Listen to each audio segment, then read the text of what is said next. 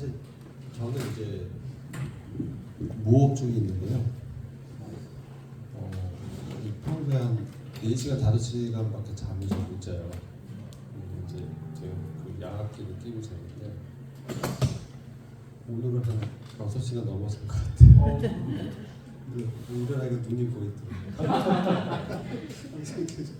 눈 부은 모습을 보신 것 같은. 잠을 못 자서 그런 게 아니라 잠을 너무 자서 그렇습니다. 오늘 이제 마지막 시간인데요. 오늘 저희 주제가 표대를 향하여 함께 나아가자.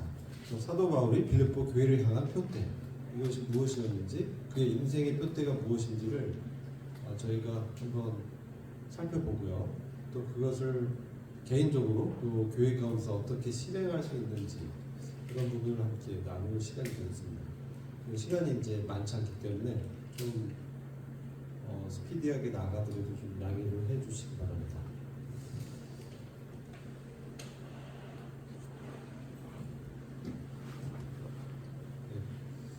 사도 바울은 이 빌립보 서신서에서 기뻐하는 것의 중요성을 반복해서 말씀합니다. 우리가 주 안에서 기뻐하라 이렇게 이제 말씀하시는데요. 정말로 나의 형제들아 주 안에서 기뻐하라. 너희에게 같은 말을 쓰는 것이 내게는 수고로움이 없고 너희에게는 안전하리라. 빌립보 3장 1절 말씀인데요. 사실 이 말씀을 우리가 이런 측면에서 한번 이해할 필요가 있습니다. 왜 바울이 이것을 계속해서 같은 말을 쓰고 있는가? 이것을 이제 봤을 때요. 지금 사도 바울의 상황은 어디에 있습니까? 로마 감옥에 이제 갇혀 있다 이거죠. 근데 어떻게 기뻐할 수 있겠습니까? 우리도 신앙생활 하면서 사회에서 여러 가지 어려움이 있죠. 우리가 신앙생활 하는 것은 어떻게 보면은 밖에 나가면 뭡니까? 외로운 전쟁일 수도 있습니다. 주변에 저희 직장 생활 하는데요. 이제 파트너 친구가 믿지 않는 사람이에요. 그러니까 모든 어떤 의사결정에 있어서 영적인 부분이 전혀 없이 지극히 어떤 세상적인 판단을 내리기 때문에 그런 부분에 이제 충돌이 일어나요. 근데 주님께서는 그 안에서 저를 이제 다루시는 것이죠. 다루시면서 주님 안에서 기뻐하는 게 무엇인가 이런 것들을 교훈하시는데요. 그래서 주님 안에서 기뻐하는 결국은 주님을 자랑하고 주님을 기뻐하라는 뜻입니다. 주 안에서 나의 성공과 내가 잘 되는 것을 기뻐하라는 그 뜻이 아니라 주님 자신을 자랑하라는 뜻입니다.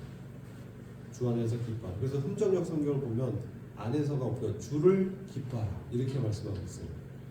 그래서 주님을 기뻐하는 것이 정말 지금 인생이 어떻게 보면은 낙오자의 실패자로 보여지는 이 감옥 안에서 사도 바울이 그것을 반복적으로 같은 말을 쓰고 있다는 것입니다. 이것이 우리에게는 안전한 것이다. 우리가 주님을 기뻐하는 것만이 사실 이 세상을 승리하는, 주님의 승리에 동참하는 정말 안전한 것이죠. 그래서 감옥에서 사실 그를 지켜준 것은 주님의 함께 하시는 것, 주님의 위로, 주님이 보여주신 어떤 소망, 기대, 또 성도들의 그 빌립보 교회 성도들의 지원 이런 것들 생각 다 이게 주님의 역사였다는 것이죠. 그러면서 그러나 이런 것들은 너희들이 삼가해야 된다. 주의사항을 또 말씀해줘요. 그것은 손할례당이라고 표현되어 있는데요. 율법주의적인 그러한 유대주의자들을 말씀합니다. 일단 말씀드릴게요. 그래서 2절 보면 개들이라고 표현해요. 바울이 개들이라고 표현할 정도면 얼마나 이게 안 좋은 말이에요. 행악하는 자들을 삼가하고 손할례당을 삼가라. 우리는 지금 반려견을 키우잖아요. 개하면 좀 귀엽고 이쁜데 이 유대인들의 관점에 개는 그런 것은 아닙니다. 개는 그 은혜를 우리가 바라보는 그 개는 사랑스럽고 그렇지만 이 개들은요 질서가 없고요. 그리고 욕심이 많고 또 개들이요 보면 돼지나 개들에 대해서 유대인들이 뭡니까? 더러운 곳에 다시 이게 놀기를 좋아하고 돌아가기를 좋아하는 그런 짐승으로 표현하셨네요. 그걸 행악한다. 그리고 손할례당이다. 이렇게 이제 표현합니다. 이것이 이제 저희가 바울이 정말 감옥에서까지 쓰면서 삼가라고 말씀한 그런 부분인데요. 똑같은 말을 한 번 더 반복하면 이런 율법주의 어떤 가르침이 들어왔어요. 초대교회. 그것은 은혜로 얻는 구원에 더해서 할례를 지켜야 된다, 뭐 예식을 지켜야 된다, 어떻게 은혜로 구원을 받는 게 완전하겠냐, 사도 바울로 가짜야, 이러한 가르침들이 초대교회에 이제 바울이 전도한 지역에 유대인들이 이제 거짓 교사라고 하거든요. 그들이 이렇게 들어오면서 그런 가르침을 이렇게 접했어요. 그래서 그런 사람들 손 할례다. 할례를 이제 손으로 좀 외적 할례를 중시하는, 외적 예식을 중시하는, 그것이 구원의 어떤 완성을 위해서 반드시 필요하다고 가르쳤던 그런 사람들이 있었던 것이죠. 삼가해라. 그들은 사실 자기들의 유익을 위해서 그런 가르침을 한다는 거예요. 자기를 쫓게 만들기 위해서. 그래서 행위를 강조하고 그것을 통해서 의로워지려는 그러한 가르침은 사실 하나님의 가르침이 아니다. 복음과는 반대되는 그런 가르침이라는 것이죠. 우리의 가르침은 뭡니까? 하나님의 성령으로 봉사한다는 것이죠. 우리의 봉사는 하나님의 성령으로 한다는 거예요. 이것이요, 어떻게 이 영으로 봉사하냐, 이런 부분 이제 저가 좀 나눌 텐데요. 하나님의 영으로, 성령으로 우리가 섬기는 것이에요. 그런데 이 흥정력 성경을 보면 영으로 하나님께 경배하자. 즉 우리의 이 예배가 사실 이 섬김의 영역 안에 하나님 보신다는 거죠. 봉사하고 하나님께 경배하는 것, 이것이 우리의 육신적인 어떠한 자원으로 될 수 없고 하나님의 성령의 감동으로 된다는 것이죠. 그래서 우리는 그리스도 예수님을 자랑한다. 이게 기뻐하다는 거예요. 이게 바로 주 안에서 기뻐하라는 의미입니다. 그리스도 예수로 자랑하고, 우리가 우리의 어떤 능력과 실력으로 신앙생활을 잘 할 수 없어요. 근데 마치 그럴 수 있는 것처럼 가르친다는 것이죠. 물론 열심히 행하는 것이 잘못된 것이 아닙니다. 근데 무엇으로 열심히 행할 수 있느냐는 것이죠. 그래서 바로 우리 안에 역사는 하나님의 영이라는 것이죠. 성령이라는 것이죠. 하나님 영과 연합된 바로 그 성령의 감동과 능력으로 우리가 주님을 기뻐하고 자랑하면서 결국 우리의 육체를 신뢰하지 않는다는 것이죠. 육체라는 것은 나의 어떤 인간적인 어떤 의지할 만한 것들, 나의 어떤 배경, 나의 어떤 재물, 나의 건강, 이런 것들입니다. 그게 바로 육체입니다. 육신이라고 하죠. 그것을 신뢰하지 않는다는 것이죠. 거기에 대해서 죽음을 선포한다는 것이죠. 그것이 진정한 할례라는 것입니다. 그래서 자신들이 참 할례자다, 그러니까 진정한 할례의 의미를 우리가 좀 살펴볼 필요가 있습니다. 그래서 제가 이제 영으로 경배하고 예배드리는 것이 무엇이냐, 로마서 12장 1절과 2절 보면 그 의미를 우리가 살펴볼 수 있습니다. 그러면 형제들아, 내가 하나님의 모든 자비하심으로 너희를 권하노니 너희 몸을 하나님 기뻐하시는 거룩한 산 제사로 드리라. 이는 너희 드릴 영적 예배니라, 영적 섬김이다. 이렇게 또 표현하는데요. 우리 몸이 결국 하나님의 기뻐하시는 거룩한 산 제사로 드리는 것이 하나님께서 받으시는 예배라는 거예요. 우리가 예식으로 모여서 하는 예배도 예배지만 우리가 일상생활에서 우리 몸을 하나님이 기뻐하시는 거룩한 산 제사로 드리는 것, 이게 참 모순적이죠. 살아있는데 제사로 드리라는 거예요. 제사 뭡니까? 죽이는 거예요. 사실 죽여서 희생을 드리는 것인데, 여기는 뭐냐? 리빙 세크리파이스가 있는데 살아있는 희생물로 드리라. 그것은 뭐냐면 내 자신은 죽어있다는 것이죠. 내 의지와 내 뜻과 나의 계획을 하나님의 말씀과 하나님의 성령의 그러한 인도함 가운데 일치시키라는 거예요. 그때 그것이 하나님이 기뻐하시고 받으시는 예배라는 것입니다. 그게 합당한 섬김이라는 것이죠. 그렇게 하기 위해서는 어떻게 해야 되냐? 이 세대의 가치관, 이 육체를 신뢰하고 외적인 것을 중시하는 이 세상의 인본주의적이고 또 이 당시 들어왔던 율법주의적인 외모를 중시하는 그런 가르침에서 우리가 떠나는 것이죠. 이 세대를 본받아서는 안 됩니다.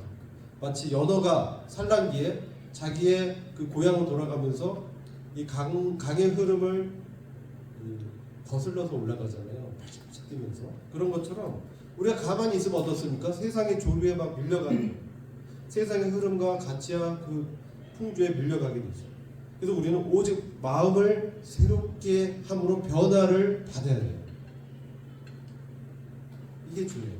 우리가 아무리 나의 어떤 이 세상의 것으로 나를 이렇게 개선하려고 해도 되지 않아요. 내가 아무리 착하고 성실하게 살려도 그게 안 돼요.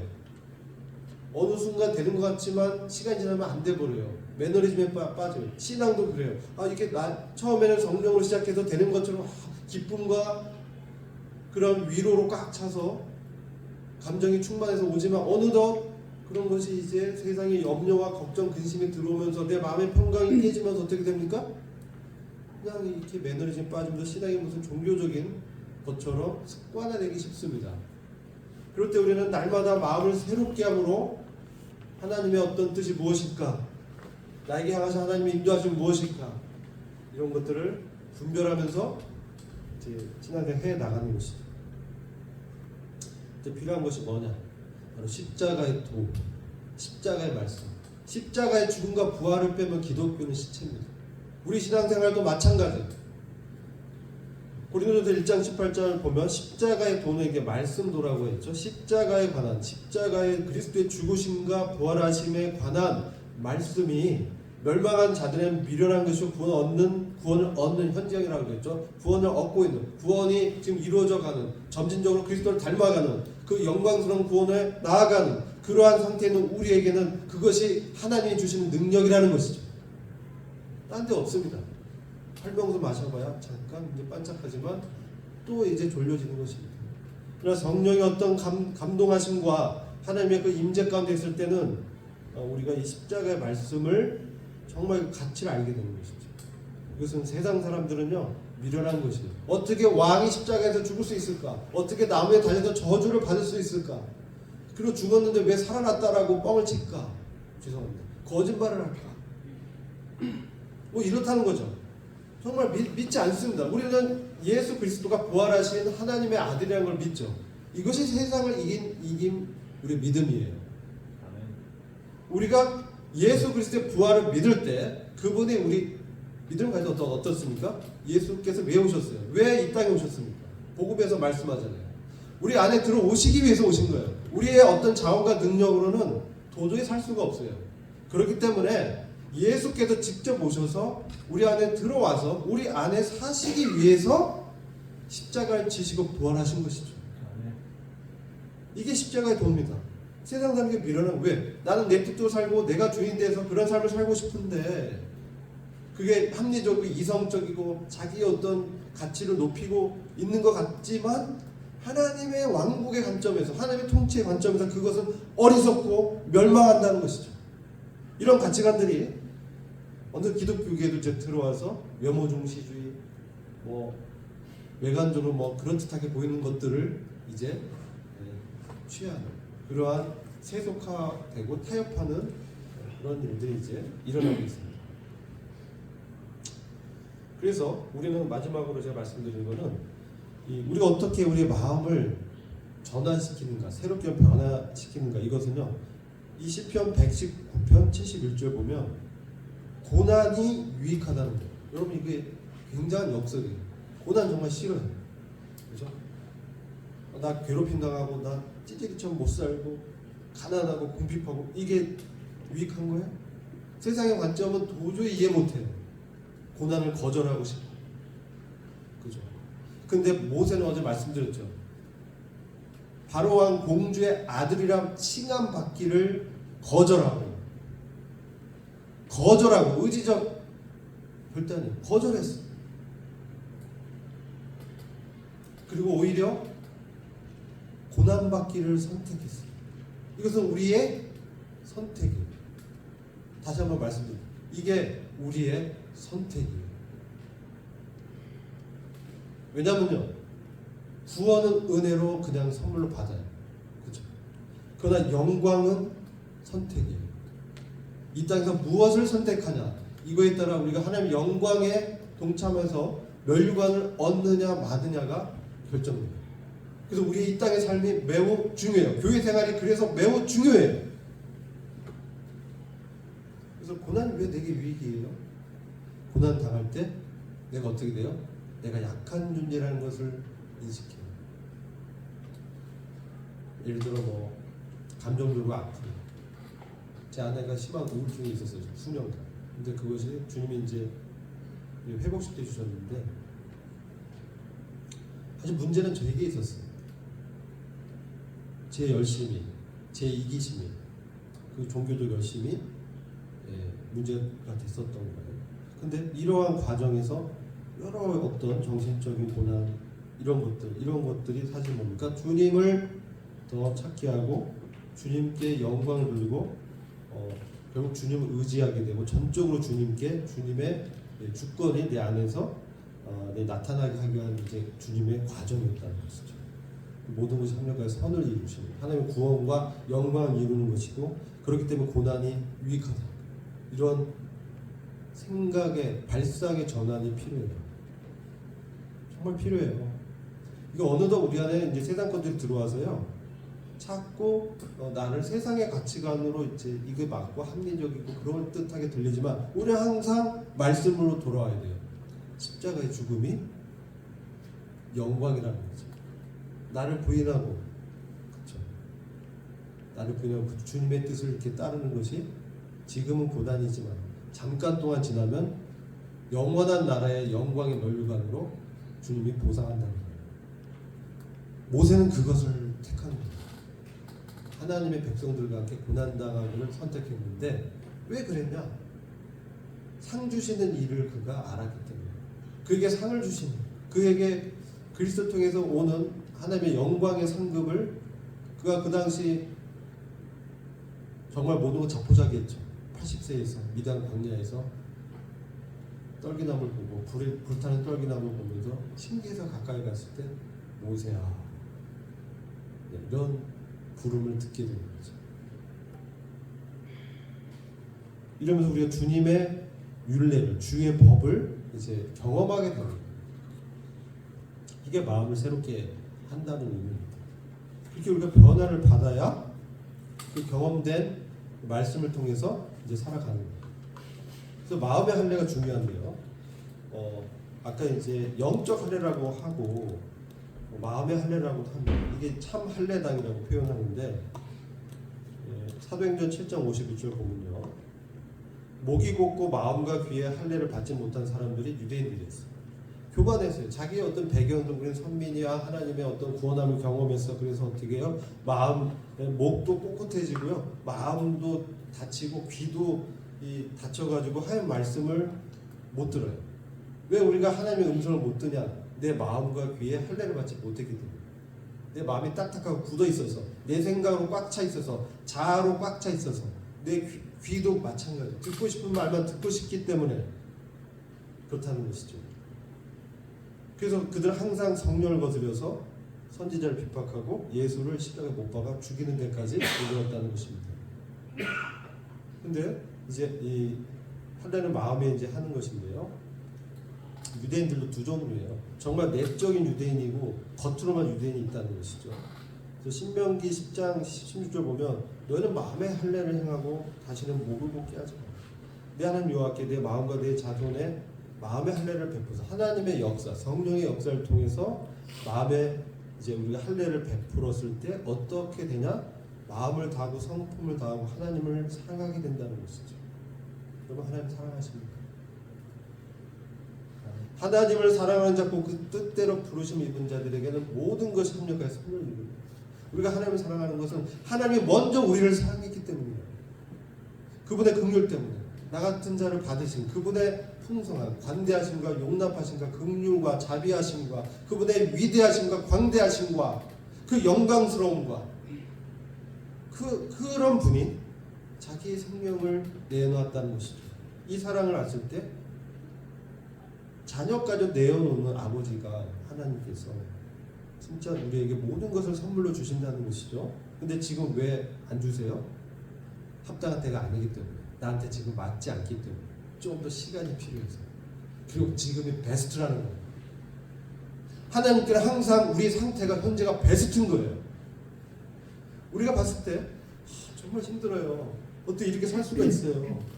이게 너무 견디기 어려워요. 근데 견디고 통과하고 나서 마지막에 뭡니까? 아까 주 여호와는 광대하시도다. 그 거룩한 성에서 마지막 그 승리, 원수 대적이 모두 원수 대적 물리치셨도다 하면서 성도가 찬양을 하잖아요. 지금 우리가 봤을 때 이게 참 힘들어 보이지만 하나님께서 그것을 어떻게 해요? 하나님은 역전시키는 거예요. 변화시키는 거예요.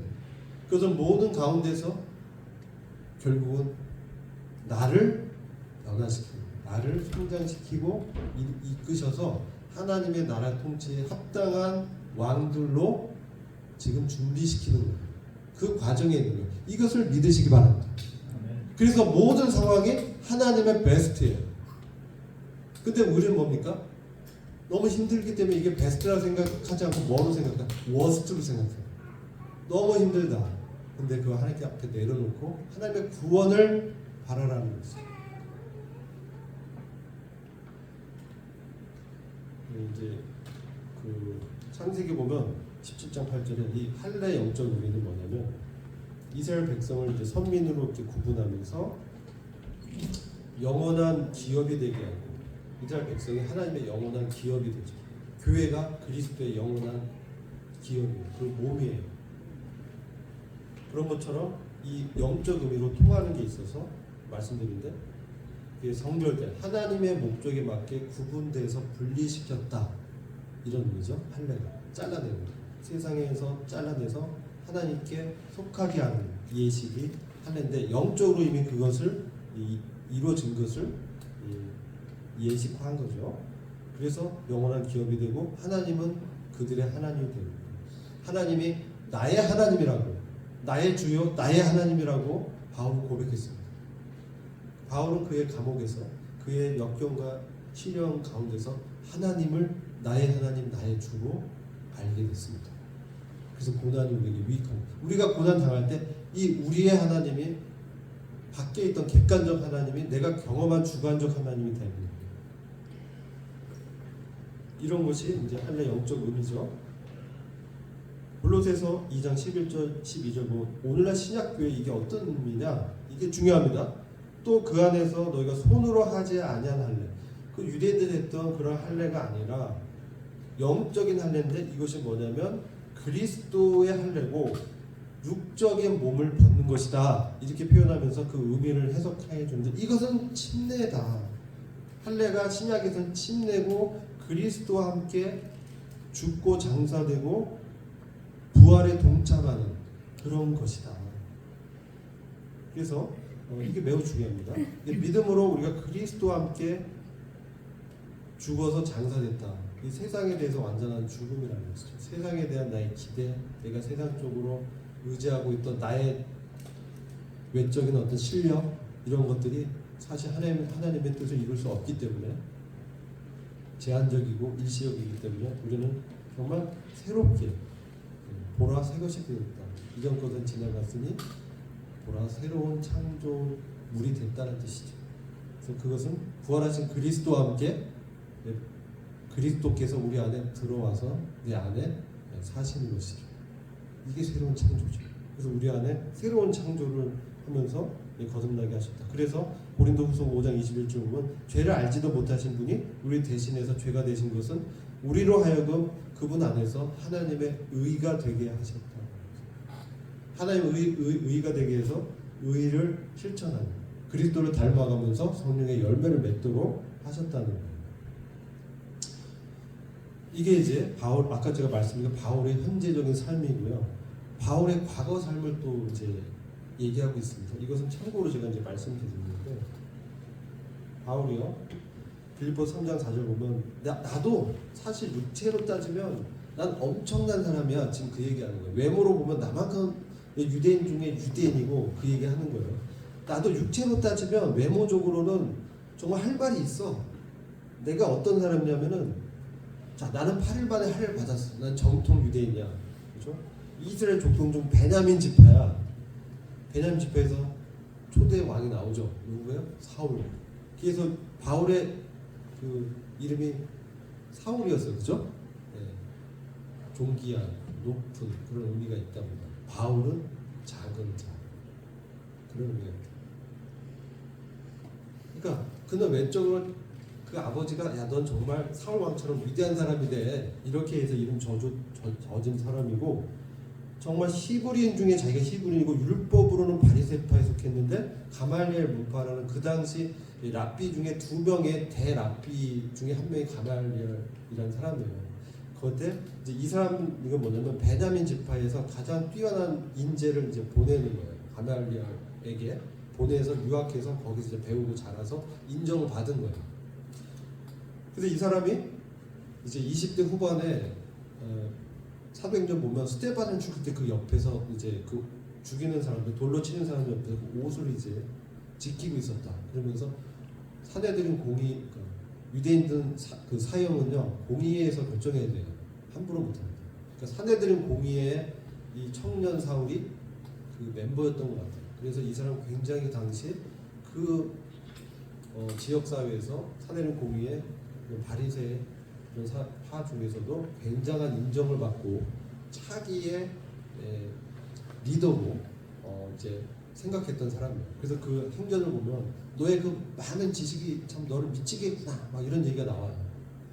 굉장히 그 사람은 이제 헬라의 어떤 철학, 문학 다 능통했고 언어도 굉장히 능통했던 사람이에요. 이 사람인데 그래서 자기는 바리새인 중에 바리새인이고 열심으로는 근데 이게 문제죠. 열심 정말 열심히 냈는데 어떤 열심을 냈냐? 잘못된 열심을 낸 거예요. 교회를 비판했어요. 하나님 그리스도의 몸된 교회를 비판하고 율법의 의로는 흠잡을 데가 없어. 이거는 다 지켰다는 거예요. 이게 굉장한 말이죠. 율법의 의로는 흠이 없다. 나를 어떻게 책잡을 만한 그 진짜 600 몇십 가지의 그 조문을 다 지켰다는 거예요. 보통 인간이 아니에요, 이 사람은. 그리고 막 열심히 내서 이 사람 뭐 했어요?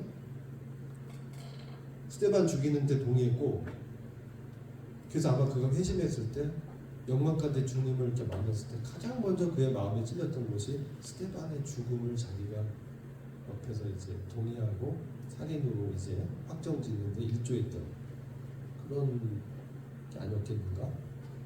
근데 그는 계속 그를 뭐라고 표현해요? 나는 처음에 뭐래요? 사도 중에 가장 작은 자. 그 다음에 뭐라고요? 모든 성도 중에 가장 작은 성도야. 그 다음에 나는 죄인 중에 우두머리야. 성도. 주님을 알수록 주님의 그 영광 가운데 그가 그 거룩한 가운데 들어갈수록 자기의 어떠함을 이제 보게 되는 거죠. 자기 안에 육신성의 어떠함을 이 엄청난 죄성이 나한테 있었구나 이걸 이제 보게 되는 거예요. 이런 사람이었다는 거죠. 그래서 이런 게 바리새인의 특징이 뭡니까? 그때 뭐 무릇 자기를 높이는 거예요. 자기를 드러내서 자기 의를 내세워서 과시해서 하나님의 의로 인정받고자 했던 가르침이 바리새파예요. 그 중에 가장 그 리더격이 있기 때문에 얼마나 그가 정말 그 자부심과 그 교만함 이런 것들을 얼마나 높았겠어. 그가 하나님께 깨신 거예요. 오히려 너가 그렇게 적대했던 그 그리스도인 너가 그렇게 잡아서 그런 얼마나 많이 죽음에 넘겼겠어요. 그렇죠? 교회를 잔멸했다라고 표현하고 있어요. 예루살렘 교회를 잔멸한 사람이 바울인 거예요. 그래서 피해서 도망가서 저기 북쪽에 가 있는데 그 사람들도 잡은 체포권까지 얻어서 쫓아가다가 다메섹에서 부활하신 주님의 영광 가운데 꼬꾸라집니다. 눈이 그냥 멀어버렸죠. 그 역사가 400년 보면 자세히 기록되어 있습니다.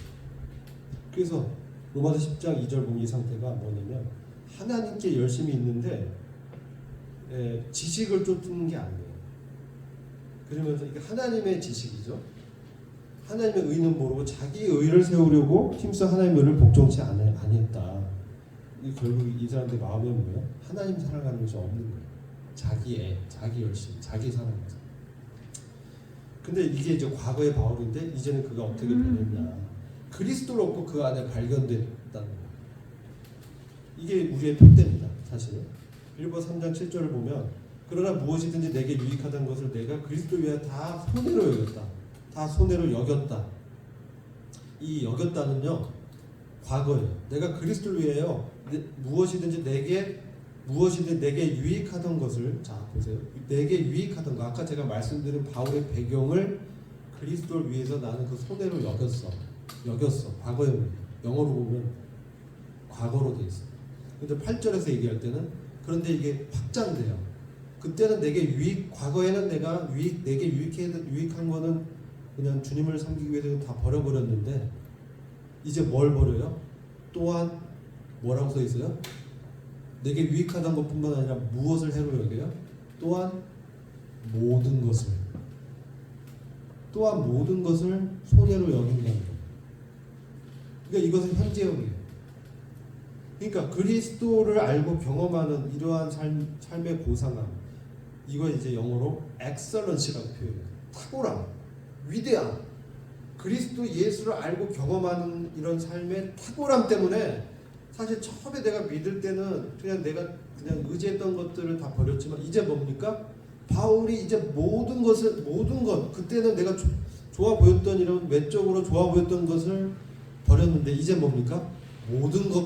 나의 모든 것을 버려도 예수를 알고 경험하는 것이 가장 위대하고 탁월해 라고 지금 현지형으로 말하고 있는 거거든요.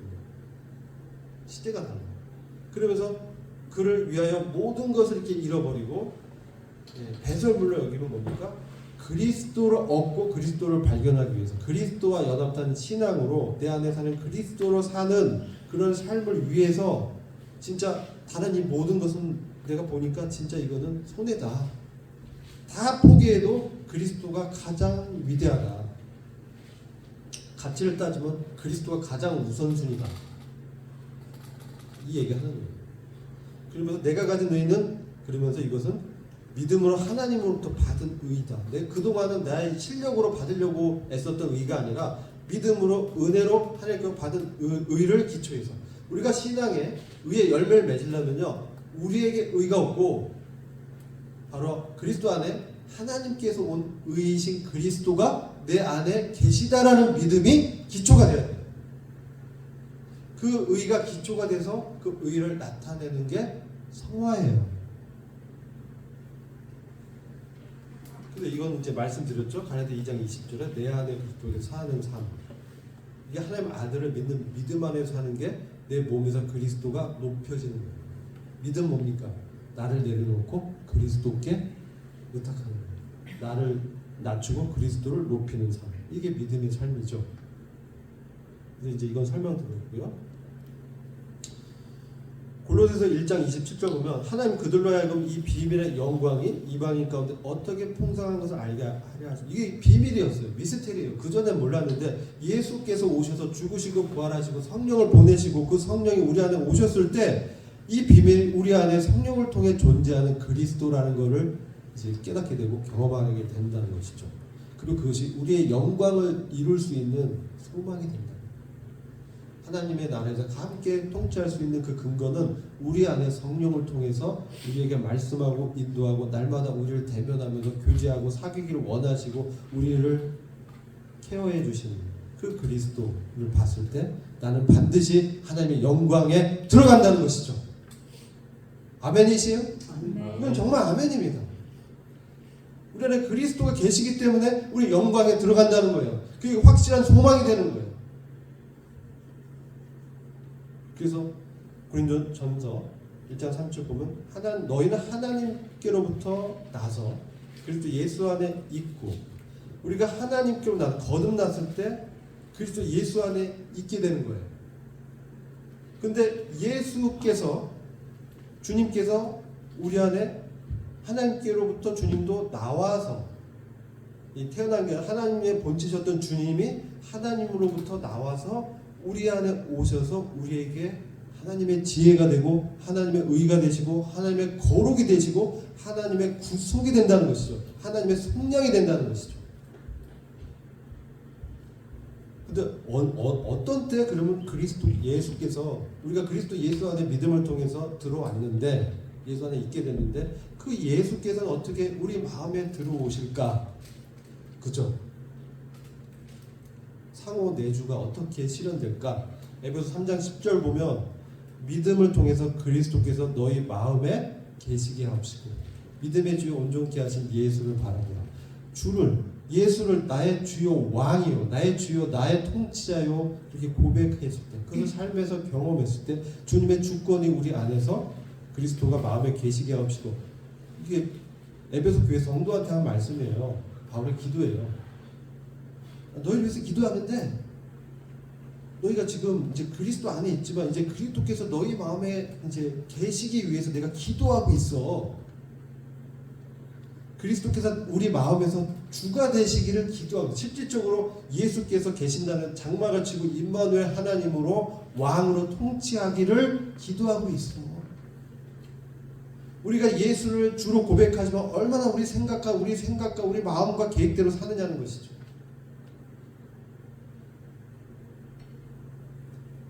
그래서 바울이 이런 기도를 하고 있다는 것이죠. 그리고 골로새서 2장 9절 말씀, 이 표현을 이렇게 말씀해요. 그분 안에는 신성의 모든 충만이 육체로 거하시고, 예수 그리스도 안에 신성의 하나님의 성품의 모든 충만이 거하시고, 너희도 그분 안에서 충만해졌으니, 이미 충만해졌으니, 우리의 신분은 그리스도 안에서 충만해진 존재예요. 근데 우리 삶 속에서 충만한 사는 것은 사실은 별개의 삶이에요. 우리의 신분은 그리스도와 함께 하늘의 우편 보좌에 앉혀진 놀라운 영광스러운 위치에 있지만, 우리가 그런 하나님의 아들로 사는 것은요, 정말 바울이 기도한 것처럼 믿음을 통해서 내가 아니라 그리스도라는 고백이 나오게 하는데, 그때 뭐가 역사예요? 고난이 역사예요. 시험이, 도전이, 어려움이 우리를 그러한 내 안에는 그리스도께 내가 나와서 엎드리도록, 나 같은 자를 받으신 연락하신 그 그리스도를 정말 나의 왕이여 주로 정말로 인정하고 고백하면서, 나의 거는 아무것도 없습니다, 정말 이 몸에서 거룩한 것이 없고 의로운 것이 없는 그런 자임이다를 고백하게 하시고, 주님만이 나의 참된 가치고 참된 왕이십니다, 이런 고백을 실질적으로 경험을 통해서 하게 하신다는 것이죠. 이게 충만함이에요. 충만함. 그 일을 이룬다는 뜻이 충만함. 하나님께서 그 일을 이루시는 것이죠. 그게 교회라는 거예요. 그래서 우리는 빌립보서 3장 10절 이렇게 말씀처럼 그리스도와 그 부활의 권능과 고난에 참여함을 알려 하여 그 죽으심을 본받아 어찌하든지 죽은 자 가운데서 부활에 이르려 했다. 이게 바울의 표된 거예요. 죽은 자 가운데 어찌하든지 그 부르심의 상을 쫓아서 가서 죽은 자 가운데 부활에 이르려 했다. 이게 표된 거예요. 그리스도의 그 영광에 들어가기를 그렇게 소망했다는 거예요.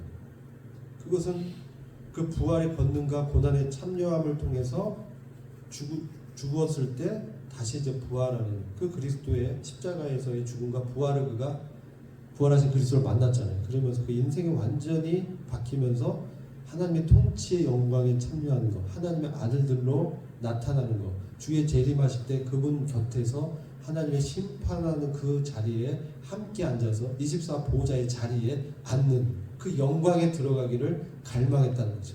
그는 그의 그 3층 전에 올라가는 신기한 체험을 했어요. 하늘의 영광을 봤는데 차마 말을 못했지만 그는 봤어요. 사도 요한은 계시록 4장에서 기록하고 있습니다. 24 보좌가 장로들이 앉아서 거룩한 하나님을 찬양하는 것이죠. 그러면서 이 그룹 천사들, 네 생물이 이제 네 형상을 갖고 있죠. 사람, 독수리 형상, 소의 형상, 사자의 형상, 이런 형상 가진 그룹 천사들이 이제 하나님의 거룩을 찬양할 때 24 그 주변에 24 보좌가 있고 거기에 장로들이 앉아 있는데, 그 장로들 가운데 앉아 있는 자신을 본 거예요. 요한이, 바울도 본 거예요. 그 영광 가운데 들어가는 거예요. 차마 말을 못해서 봤는데 요한은 기록했어요. 계시록 30년 후에. 여러분, 우리를 그러한 표대를 이 땅에서 잘 살고 잘 먹고 성공하는 게 우리 표대가 아닙니다. 우리 표대는 그 그리스도의 영광에 들어가는 거예요. 그럼 어떻게? 죽으심에 동참해야 돼. 고난에 동참해야 돼. 내 것을 내려놔야 돼. 그래서 고린도후서 6장 10절에 근심하는 것 같아요, 겉으로. 근데 사실은 항상 기뻐한다는 거예요. 가난하고 궁핍한 것 같은데 많은 사람을 영적으로 부유하게 했다는 거죠. 아무것도 없는 것 같은데 모든 것을 가졌다는 거예요. 우리 이런 마음을 하나님의 말씀의 이 조명 가운데 우리가 그런 자라는 것을 이제 믿음의 눈으로 봐야 되는 거예요. 어느 게 더 실제입니까? 보이지 않는 게 실제예요? 보이는 게 실제예요? 보이는 것은 보이지 않는 것에서 나온 거예요. 그래서 보이지 않는 영적인 것이 실제라는 거예요. 그래서 로마서 8장 11절 보면 우리 안에 들어오신 성령님이 우리의 죽을 몸도 부활시키겠다고 약속하고 있고요. 로마서 8장 17절에 우리가 그와 함께 영광을 받기 위해서 고난에도 동참해야 된다. 근데 이거는 일시적이다. 잠시 동안이고 우리 주님께서 함께 하신다. 고난받는다. 이것을 이제 우리가 이 땅에 살면서 경험하면서 살아야 돼. 이거 우리의 이제 바울의 본이죠. 그래서 이제 이것을 이제 말씀드리는 거죠. 그래서 디모데후서 4장 7, 8절 보면 내가 선한 싸움을 싸우고 달려갈 길을 마치고 이제 이 유서를 쓰는 거예요. 디모데에게 4장 8절 이제 후로는 나를 위하여 그 의로 하나님의 그 의의 면류관이 준비되었다. 주 의로우신 재판장이 주님 오신 그날에 내게 주실 것이다. 근데 나한테만 아니라 주의 나타나심을 사모하는 이 표대, 주님이 나타나실 때 함께 그 영광의 가운데 나타날 것을 사모하는 표대로 삼는 모든 자에게 이것이 해당된다. 여러분 주님의 재림을 사모하십니까? 그럼 우리는 이러한 약속을 이제 받은 것이죠. 근데 당시에는 십자가의 원수들이 있었습니다. 자, 두 가지 대조하는데 빌보 3장 18절 보면 내가 여러 번 너희에게 말하였고 이제 너 눈물을 흘리며 말하노니 여러 사람들이 그리스도의 십자가의 원수로 행한다. 이 십자가의 원수는 뭐냐면요, 땅의 가치관, 인본주의, 율법주의, 그리고 자기의 어떤 형통함, 여기에 자기 영광에 취해 있는 그러한 사람들이에요. 요한계시록은 뭐냐면 땅에 거하는 자라고 표현되어 있어요. 땅에 거한다는 그 사람. 우리 어디에 거해요? 하늘에 거하는 위치가 그렇다. 근데 땅에 거하면서 땅을 포기하지 못하는 거예요. 그러나 우리는 어디에 있습니까? 우리의 시민권은 하늘에 있다. 빌보 3장 20절. 거기로서 구원자 예수 그리스도를 기다리노니 우리가 우리의 이 영혼의 구원 받았지만요, 사실 우리 몸의 속량은 주님이 오셔서 우리의 이 낮은 몸을, 우리가 병들고 연약해지고 나이 들고 이런 연약한 몸을 그분의 영광스러운 불멸의 영광의 몸으로 덧입혀준다. 그래서 우리의 시민권은 하늘에 있다. 우리가 주님을 기대한다. 이러한 이제 소망으로 산다는 것이죠. 동일한 게 히브리서 기자도 이제는 더 나은 본향을 사모한다. 이 거룩한 성이죠. 거룩한 성. 새 예루살렘 성이 이제 우리 위해서 예비되어 있다는 거죠. 우리가 이제 휴거되면 이 거룩한 성에 들어가는 거예요. 거기는 뭡니까? 땅이 금으로, 아스팔트가 아니라 금으로 도로가 나여 있어요. 땅이 아스팔트가 아니라니까요. 그냥 땅 파도 금덩어리예요. 어떤 분이 그 땅 좀 파서 하늘에서 좀 떨어져 주지 좀 하셨다고. 땅을 파도 금이 나오니까 이 거룩한 성, 이것을 우리 예배했다. 자, 이제 제가 진짜 중요한 말씀을 하려고 해요. 더워서 옷을 벗겠어요. 근데 이것을 어떻게 실천하냐, 이게 중요하잖아, 그죠? 빌보 4장을 하기 위해서 달려온 거예요, 사실. 약간 시간 오버할 수 있는데 조금 참아보세요. 빌보 4장은 그동안 1장, 2장, 3장의 총 요약본이라고 있어요. 어떻게 우리가 복음에 합력한 신앙을 살 수 있고, 또 어떻게 그리스도의 마음을 품을 수 있고, 어떻게 표대를 향하여 함께 나아갈 수 있냐. 그건 우리가 그리스도 안에서 충만한 만족함 가운데서 이제 쓸 때 가능합니다. 자, 그래서 빌립보서 4장 6절에서 나의 사랑하고 사모하는 형제들 나의 기쁨이여 면류관을 사랑하는 자들아. 우리는 지체들에 대해서 이런 인식이 있어요. 나의 사랑하고 사모하는 형제, 저 그냥 왼수 이게 아니라 나의 사랑하고 사모하는 형제를 나의 기쁨이여 면류관을 사랑하는 자들아 이와 같이 주 안에 서라. 우리가 주님 안에 서야 돼요. 딴 어떤 나의 실력, 뭐 세상의 어떤 재물에 쓸 거 아니에요. 기댈 게 아니에요. 그것은요 그냥 흘러가요. 아무것도 아니에요. 있을 수도 있고 없을 수도 있어요. 그런 걸 저는 많이 경험해요. 근데 돈은 있을 수도 있고 없을 수도 있어요. 근데 그러니까 주님 안에 섰을 때, 주님이 나의 기쁨이 됐을 때, 우리가 이제 주님 안에서 같은 마음을 이제 품을 수 있는 거죠. 그래서 여기 보면 유오디아와 순두계는 이 당시 빌립보 교회의 유력한 자매님들이에요. 뭐 이제 일반 어떤 기독교계 치는 뭐 권사님 뭐 두 분이 이제라고 볼 수 있죠. 여자 권사님이라고 본다면 우리 모임에 안 맞지만 아무튼 설명을 위해서 유오디아라는 자매와 순두계 자매는 이제 이견이 있었어요. 그 교회가 좀 어려워졌어요.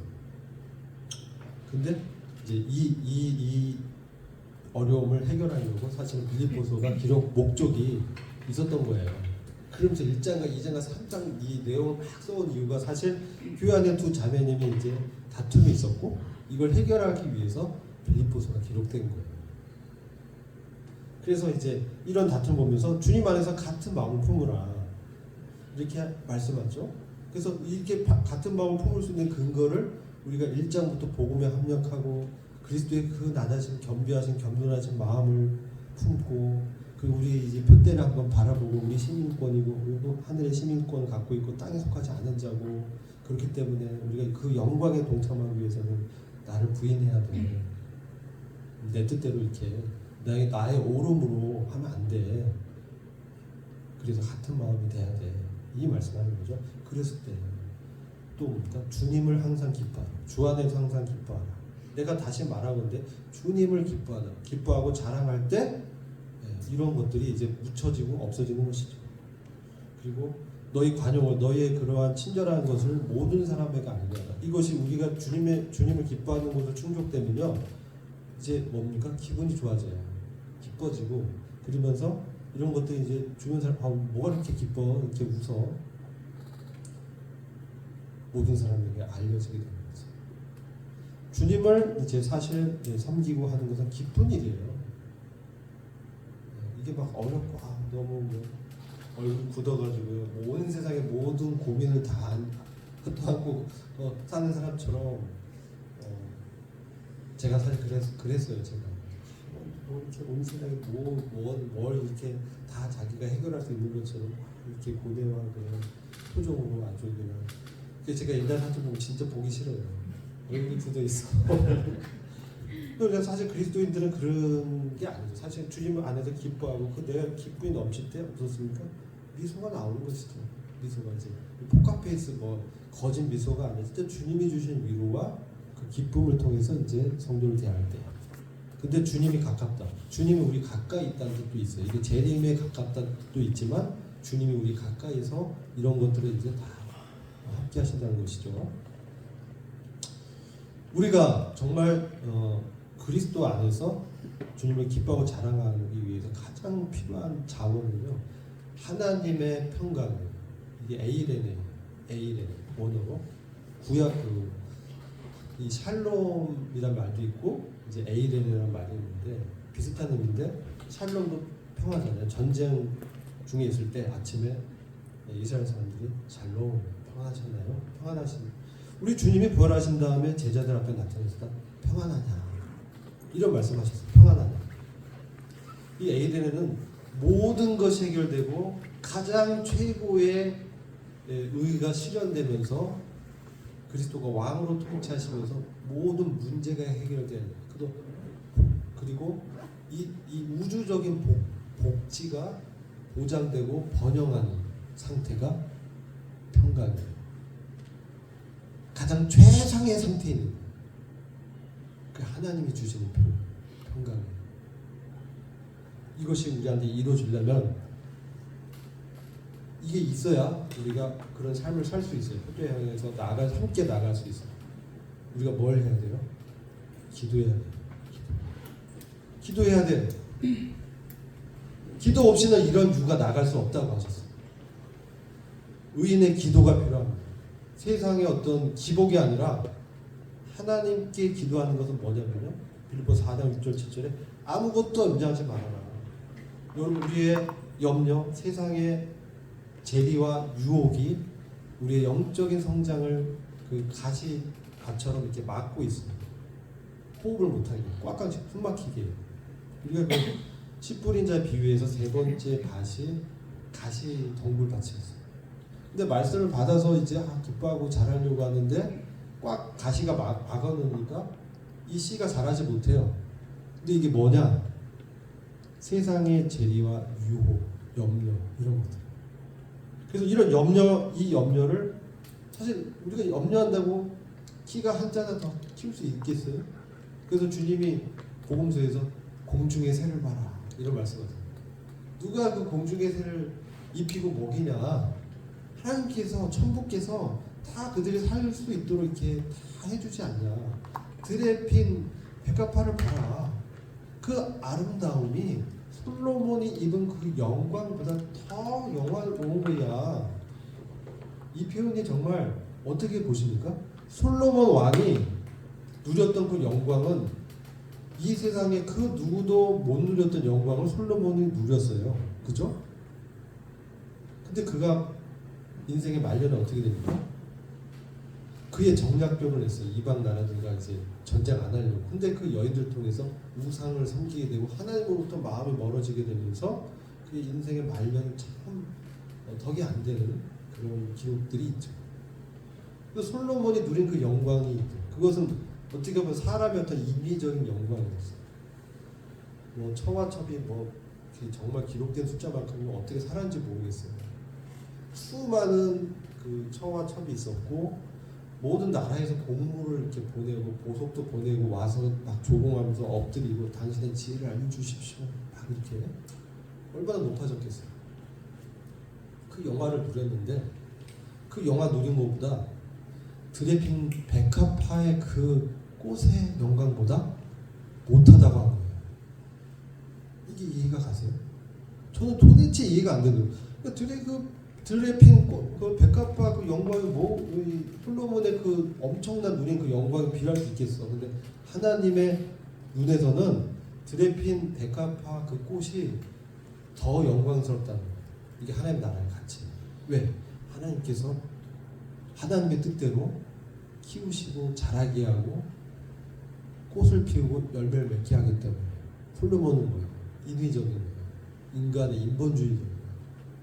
그 영광은 하나님의 나라의 영광을 비할 수 없다는 것이죠. 그래서 너희는 먼저 그의 나라와 그의 의를 구하라. 그러면 이 모든 것을 너희에게 더하시리라. 괴로움은 그 한 날의 족하니 그 날이 그것을 걱정하게 해라. 내일 일을 염려하지 마라.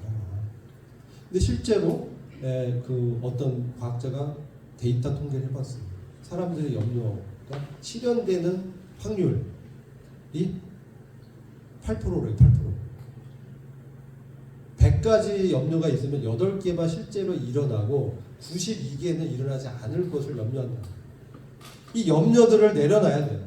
그러려면 우리는 기도해야 되는데 이 기도는 어떻게 해야 하는 거냐? 기도는요, 우리가 막 급하게 그 알라딘의 그 요술 램프 앞에 막 좀 이게 막 필요해요. 막 이런 기도가 아니고 기도는요, 바른 기도를 해야 돼요. 그것은 먼저 어떤 기도냐? 하나님의 위대하심을 경배하는 거예요. 그게 기도의 첫 단계예요. 기도의 첫 단계는 하나님을 예배하고 하나님 위대하심, 전능하시고 모든 것을 하실 수 있는 그 하나님 그분께 집중하는 거예요. 이게 기도예요.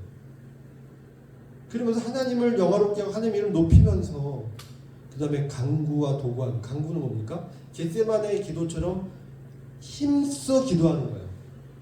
땀이 피대듯이 간절하게 성도의 간구는, 의인의 간구는 하나님이 들으신다고 했어요. 하나님을 경배하면서 하나님 뜻에 맞는 간구를 했을 때 이 이제 감사한 마음으로 하나님께 아뢰을 때 뭡니까? 그 일이 해결되는 게 아니고, 그 일은 어렵고 힘들지만 그 일이 바로 해결되는 게 아니고, 그 일은 그대로 있지만 모든 것을 초월한, 모든 지각을 초월한 하나님의 에이렌의 그 복지와 평강과 그 위대하심과 그것이 그리스도 예수 안에서 우리 마음과 생각을 지킨다는 거예요. 마음은 우리의 감정, 생각은 이성이잖아요. 이것들이 막 염려와 이런 것들로 뺏기기 때문에 이런 하나님의 일들이 막힌다는 거예요. 그래서 우리는 올바른 기도를 해야 됩니다. 두 번째는 뭡니까? 올바른 생각을 해야 돼요. 여러분, 우리가 이 핸드폰 피면 바로 뭐가 나요? 쇼트, 짤 이런 거 막 보시죠. 뭐 유튜브. 이거 빠지면 그냥 3, 40분, 1시간 그냥 가요. 이게 의로운 생각이 안 난다는 거죠. 그래서 우리가 무엇을 생각해야 되냐? 우리가 집중해야 될 생각은 1번 4장 8절 정말로 형제다 무엇이든지 참되고 경건하고 옳고 의롭고 거룩하고 사랑할 만하고 칭찬할 만하면 덕이 될고 무슨 이제 기림이 될 것들, 이게 뭐냐? 그리스도의 역사와 성품이에요. 그리스도가 만큼 참된 분이 없어요. 그리스도의 말씀의 진리만큼 정결하고 그리스도의 삶만큼 경건하고 정의롭고 거룩하고 정말 아버지로부터 사랑하는 아들이고 기뻐하는 자는 칭찬을 들을 만하고 덕이 있고 우리가 예배드릴 만한 것이 없다는 거예요. 우리의 생각의 포커스는 그리스도께 둬야 돼요. 유튜브에 두면 안 돼요. 그 다음에 뭡니까? 이게 되게 중요해요. 아까 믿음으로 그리스도께서 너희 마음에 계시게 하옵시고, 이렇게 뭡니까? 그리스도 안에서 바울이 배우고 받고 듣고 본받는 그리스도의 모본이었거든요. 그것을 성령의 인도한 가운데 아까 뭡니까? 성령의 인도한 대로 내 몸을 드리고 내 자기를 부인하면서 자기 뜻을 살려는 나를 십자가에 못 박혔음을 믿음으로 여기고는요, 아닌 거를 있다고 생각하는 게 아니고 진짜 그렇다고 생각하는 게 여기다예요.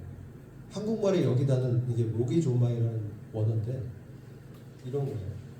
아버지가 아들에게 사업자금 1억을 통장에 넣어줬어요. 그래서 아버지가 전화했어요. 야, 너 그렇게 힘들게 살지 말고 너 통장에 내가 1억 바로 찍어줬어. 확인해봐. 이거 여기요. 분명한 거야. 네, 그 장부에 기록한 게 여기다라는 뜻이에요. 근데 아들이 장부 확인하는 거 아닐 거예요. 그리고 그 돈은 확인도 안 하고 계속 이제 구걸하고 사는 거. 그렇다고 여기다라는 것은 우리가 십자가에 그리스도와 함께 죽었고 십자가에서 그리스도에 죽었을 뿐만 아니라 그분과 함께 다시 살아났다고 믿음으로 여기잖아요. 그 여기다라는 원어 의미가 그런 의미예요. 로기조마이. 하나님께서 그렇게 하셨다는 거예요. 한국말 여기다는 아닌데 그럴듯하게 있는 것으로 생각하다, 그런 의미가 아니라니까요. 한국말이 잘못된 거예요. 그렇게요. 그래서 그리스도께 이제 바울이 배우고 받고 듣고 본 바를 이제 실행하라는 거죠. 너희는 바울은 그리스도께로부터 받고 경험하고 나눈 것들을 이제 행할 때 평강을 주셨던 하나님이 임재에서 임마누엘 하나님으로 계신다는 것이죠. 그래서 요한복음 14장 23절 보면 예수께서 대답하여 가라사대 사람이 나를 사랑하면 내 말을 지키리니 내 아버지께서 저를 사랑하실 것이요 우리가 저에게 와서 거처를 저와 함께 하리라. 우리가 그리스도 안에 있는 은혜를 입었잖아요.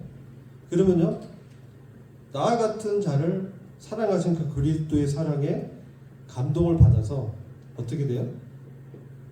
이 말을 지킨다. 이거는 지키다란 말은 원어는요, 오베이가 아니고 킵이에요. 킵. 마음에 품다. 말씀을 마음에 품는 거예요. 말씀을 묵상하고 그것을 계속 생각하고 집중하고 했을 때 이게 말을 지키는 거예요. 말을 지킬 때 어떻게 돼요? 그 말이, 하나님의 말씀이 나를 지배하고 나의 그런 생각들을 사로잡아서 복종케 하고 그 말씀이 정말 그렇구나 하면서 힘이 돼요. 능력이 돼요. 말씀을 먹는다라고 표현해요. 그랬을 때 어떻게 해요? 말씀을 실행할 수 있어요. 그렇게 됐을 때 어떻게 돼요?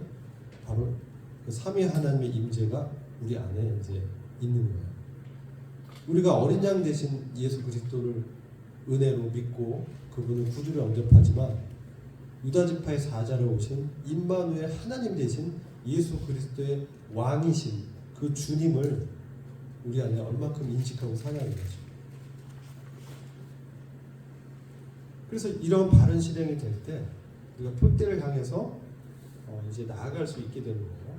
그래서 하나님께서 그것뿐만 아니라 이 평강만 주실 뿐만 아니라 영적인 자원을 주셨어요. 세 가지 자원을 제가 말씀하고 마치려고 해요.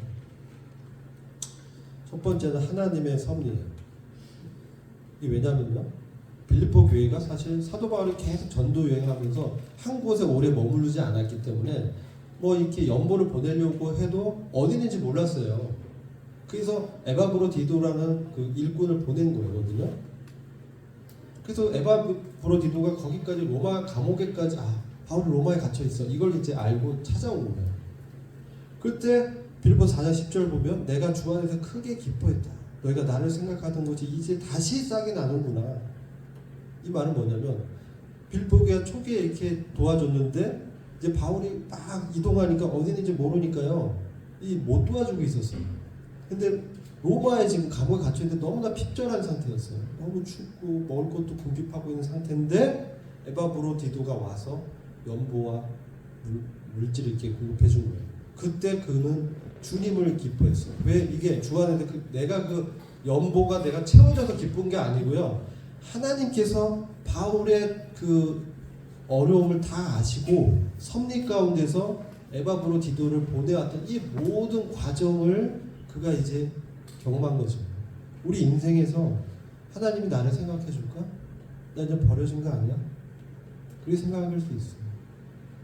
저도 이제 사업을 한 지 한 3년 넘었는데요. 정말 힘들었어요. 힘들었고 2년 동안 이제 하는데 잘 될 줄 알고 이제 주님의 인도함을 갖고 이제 했어요. 근데 저 파트너와 함께 2년 동안 뭐가 없으면 접자. 그렇게 이제 얘기를 했습니다. 자본이 점점 이제 축이 나니까 근데 하나님께서 그걸 하시더라고요. 내가 이렇게 열심히 하고 이렇게 뭐 나의 자원과 능력, 실력을 발휘해가지고 모든 걸 다 이제 해서 되는 것처럼 되다가 러시아 우크라이나 전쟁 터지면서 저희가 투자 관련된 업을 합니다. 근데 그게 이제 다 막히게 되면서 자본시장이 얼어붙으면서 이제 어렵게 됐어요. 근데 이제 다 막혀서 끝났다고 생각했는데 하나님은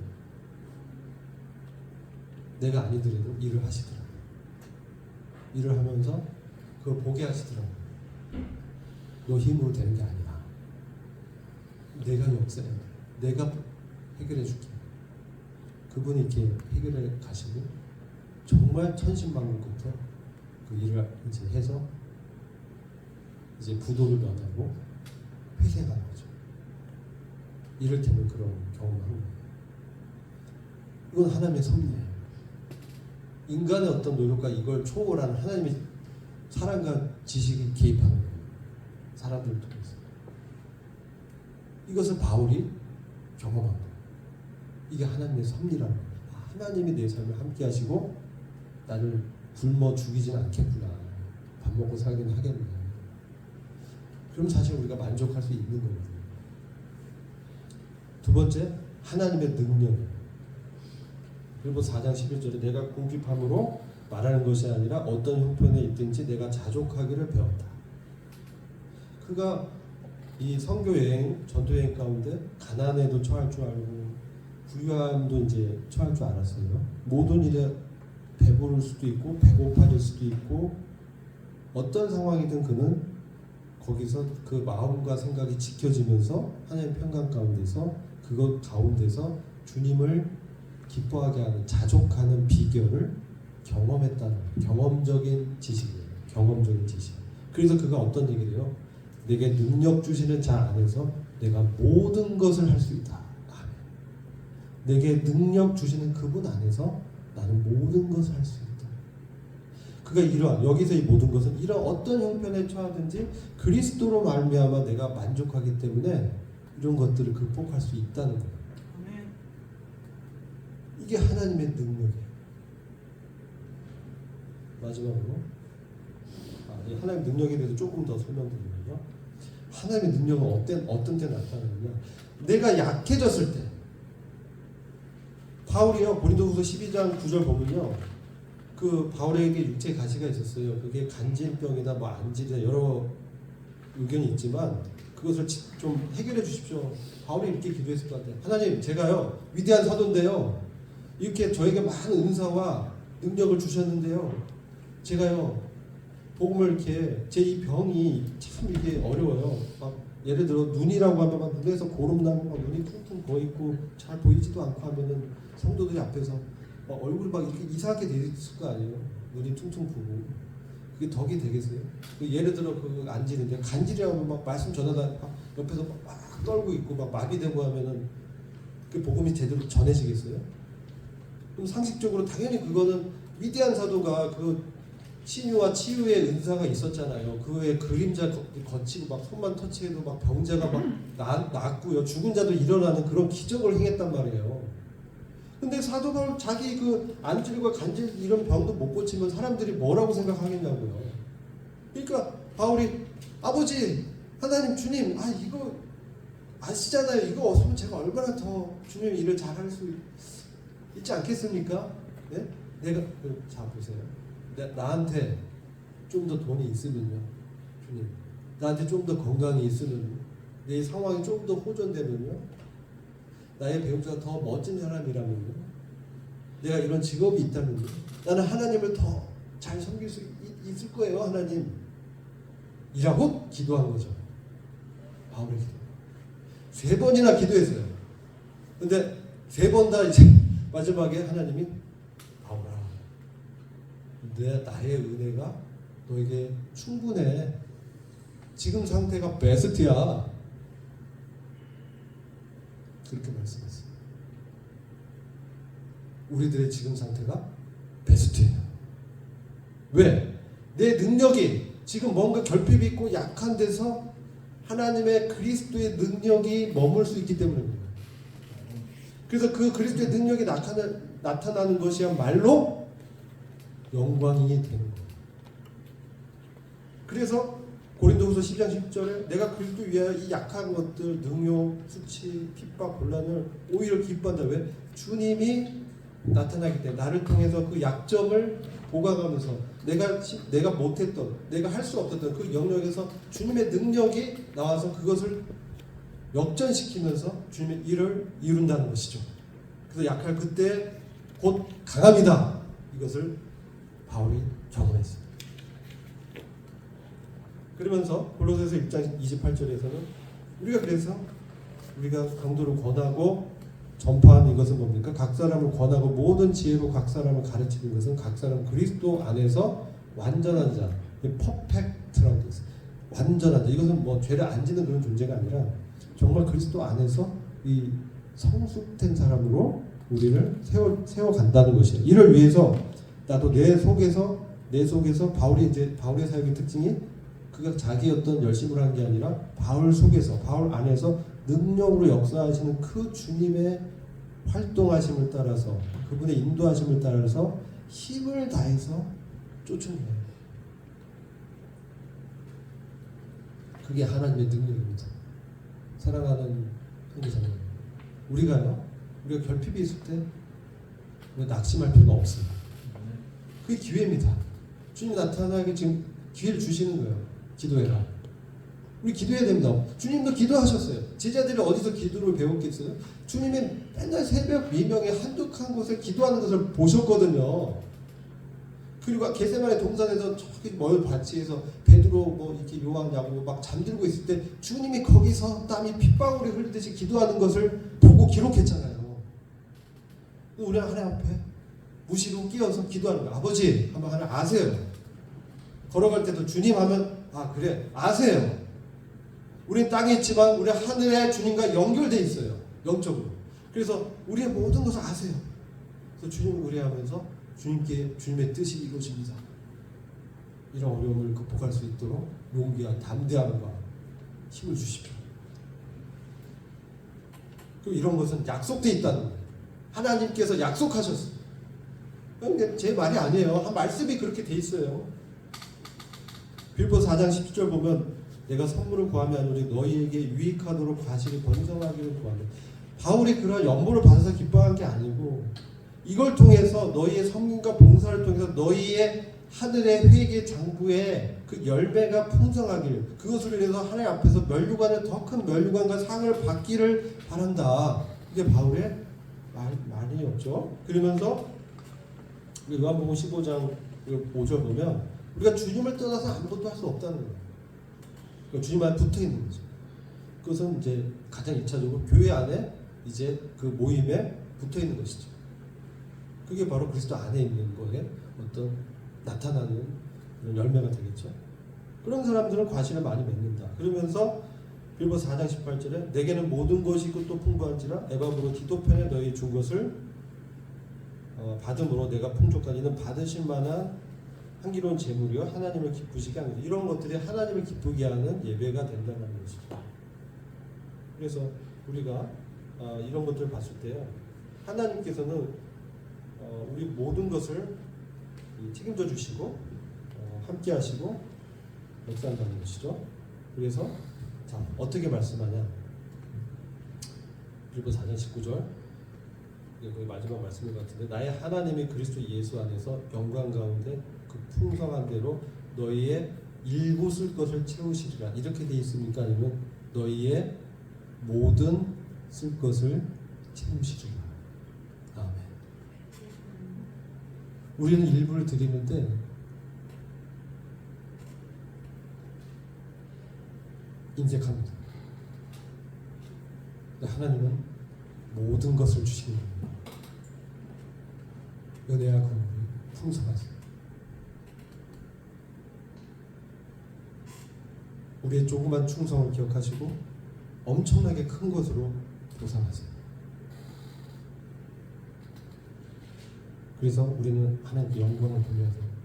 하나님 곧 우리 아버지께 세세 무궁토록 영광을 돌릴지어다. 아멘.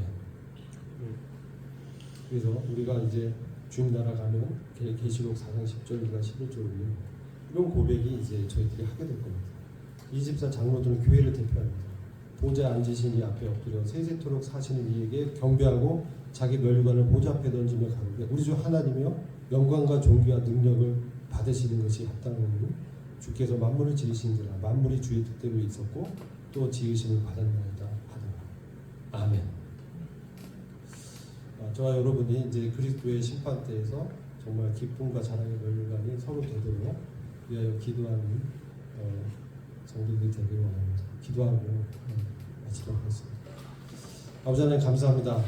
주님의 평강이 그 에덴의 하나님의 복지와 번성과 정의로움의 충만함이 우리 강성 마곡교회에 충만하게 임하시기를 간절히 기도합니다. 성도들을 주님으로 충만케 하시고 주님의 평강으로 서로를 세우는 놀라운 교회의 영광이 나타나기를 간절히 기도합니다. 주님께 참으로 감사드리고 주 예수 그리스도의 존귀하신 이름으로 감사하며 기도했습니다.